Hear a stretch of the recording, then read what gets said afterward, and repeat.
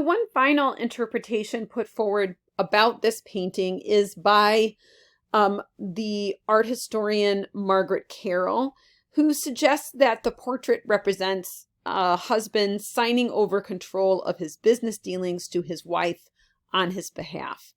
So men traveling for business or other reasons might leave the daily dealings of their business at home to their wives through a legal document or agreement. And she lists a possible clue to this as being the cherry tree seen just outside the window. So Arnolfini is closest to the window, and therefore it represents his work duties of traveling and providing for his family. And meanwhile, his wife stands closest to a bed, which represents her duties of caring for the home. So Carol sees that her placement near a brush and hanging on a statue of either St. Margaret or St. Martha also represents her wifely duties. And their hand-holding can be explained as fideus manualis, and a signed contract of consent with Arnolfini signing his business rights to his wife. So that's another possible interpretation. So what can we actually know, since we have three different interpretations by three different art historians with varying types of information? And we can make a determination as to how we feel about what this painting might mean. But what we can do is look at the painting itself and note some of the things that we can understand about it without having to interpret as far into the meaning as somebody like Panofsky or Carroll or Coster. So if we look here, there's some things that we can note. First of all, there are items inside this room that for the time that this took place represent luxury. And so a lot of what's happening in this painting are displays of wealth. One example is on the table, and the video that we looked at in class talked about this, the presence of oranges.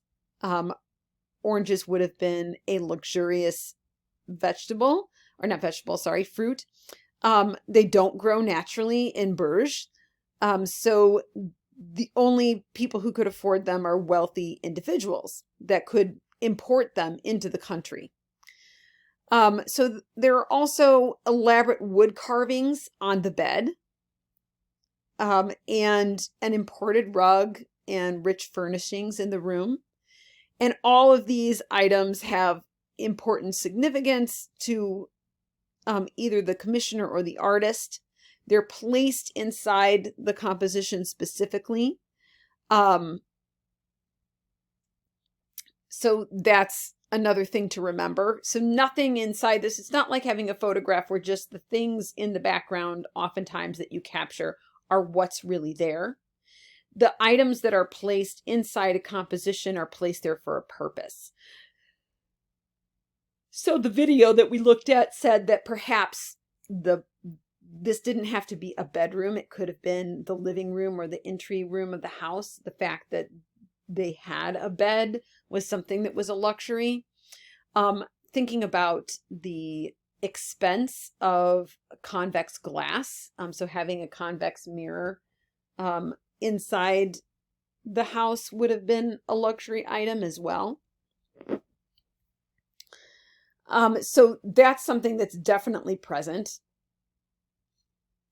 The woman and the gown that she's wearing also represent wealth. So the way to think about this is that during this time, one of the ways that you represented wealth was by showing how much manpower you could command.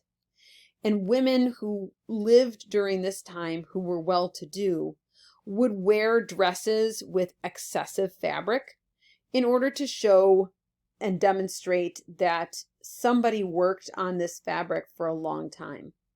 And you didn't have to cut down the amount of fabric contained inside your dress in order to use that as a cost-saving measure, right? So this woman had access to what was tantamount to a great deal of labor. So they couldn't just buy reams of fabric. Whoever made the fabric was weaving it themselves by hand.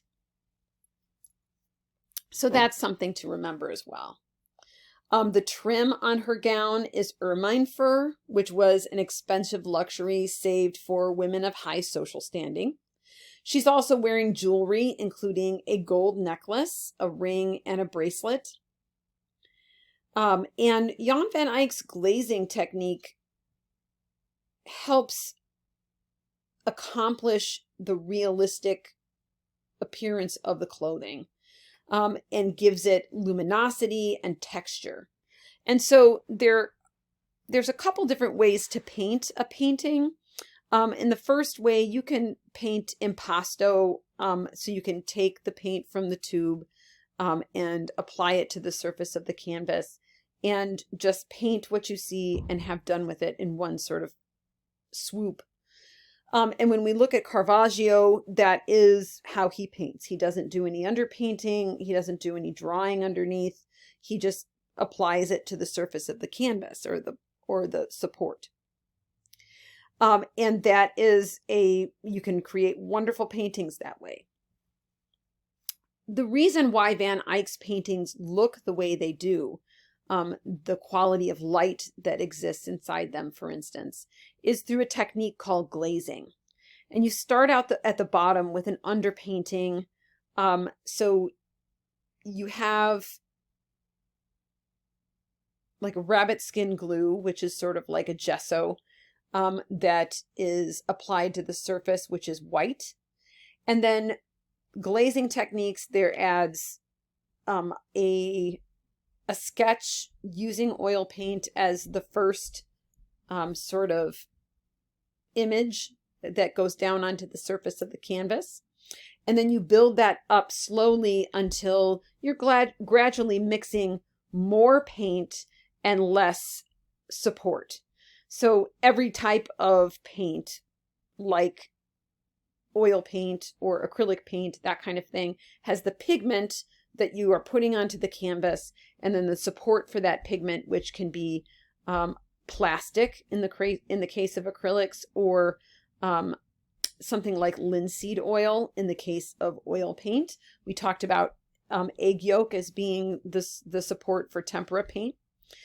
And you can mix that thicker or thinner based on how much pigment you use inside, how much oil you use, etc. So impasto paint is painted very thickly with more pigment in the oil than in the glazing technique. And in glazing technique, you have on the first layers, you have more support than you have pigment, and then it builds up over time.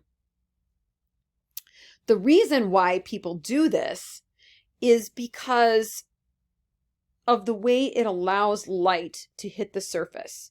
So if you have this white background and light hits it directly, luminescence is created by that white showing through in some places.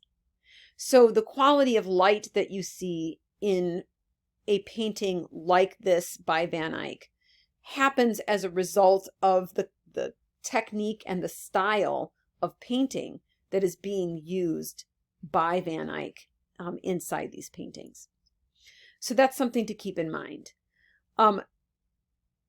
So his technique is important to how this ends up looking. And you can't just paint this, like if you guys were to do the project that we've done before and pick to recreate this, you can't just recreate this by mixing the colors that are here and painting that onto the surface. It won't look the same. And there's reasons for that. So there's also some problems with this For instance, this chandelier inside this room is at about eye distance to Arnolfini, and he would have bumped his head on that constantly. That wouldn't have hung that low in the room. You also have multiple points of perspective inside this piece, so none of the points are working towards one vanishing point, and as a result, the space inside the room feels very compressed. So even though this looks correct and proper, it is not correct and proper. But we can tell by the technique that is employed in pieces like this amazing chandelier. We know that Van Eyck knows how to render things realistically. So all of the things that he's doing, whether that be the compression of space, whether that be the use of difference in proportion. So thinking about these figures as being placed as being sort of larger than life inside this room. All of those are choices that Van Eyck has made for a specific reason. And so then I'm going to leave you with this last image and talk about the mirror and why this is important. So this has been interpreted as being sort of the eye of God, bearing witness onto this event that's happening. That was one of the interpretations that Panofsky put out there. This technique, however, is something new and significant. So there's a display of wealth through the mirror, but there's also the fact of an artist being able to include themselves inside their portrait using the mirror. There's a display of skill that's happening here in which things are rendered as convex. And I want you to think about this. And when we talk about mannerism and about mannerism looking back on the Renaissance, I want you to remember this convex mirror. Because we'll be looking at another convex mirror, which is meant to be a concetto or a conceit, demonstrating skill. And it indicates a more complex or complicated way of thinking about the relationship between a viewer of a painting and the creator of that painting. So whose perspective are we really getting? And Van Eyck is saying, with his signature over the mirror and his own presence inside the mirror, you're getting my perspective, which is not something that is normally pointed out to us, even though it's true all the time. Every time we look at a painting, we're getting the perspective of a particular artist.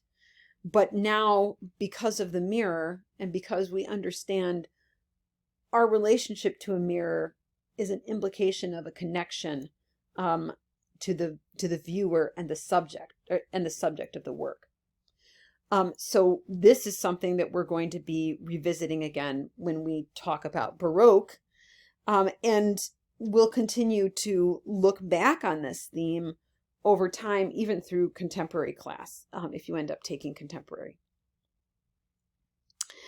So that is what I want you guys to be thinking about for this week, for this session. We have gone over 3 interpretations of this, plus one sort of basic talking about what we can know without making any assumptions. And I want you guys to watch these videos and then respond to the prompts in the discussion for today's class. And that will serve as our class for today. So make sure that you watch both of these and before you answer the questions, and make sure that you respond to at least 2 other responses from your classmates, and try to respond to people who haven't had a response yet, and engage each other. All right. Thank you guys.